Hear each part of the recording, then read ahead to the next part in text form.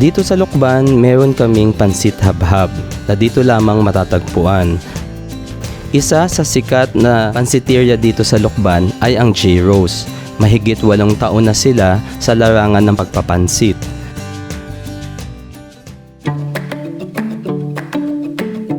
Sa J. Rose Pansitan, ang kanilang version ng pansit habhab ay nilalagyan nila ng chicharong bulaklak. Ang paggawa nila ng pansit habhab ay ginigisa muna nila ang sibuyas at bawang kasabay ng ibang gulay. Lalagyan nila ng patis at toyo, sabay lalagyan ito ng kaldo. Ang kaldo ay isang broth na kung saan pinakulo ang buto-buto ng baboy, tinimplahan at saka inilagay sa pansit. The word habhab means to eat using your mouth. So dito sa Lukban, ang style namin ay hindi kami gumagamit ng mga tinidor, lalo na kung ito ay binili sa kalsada.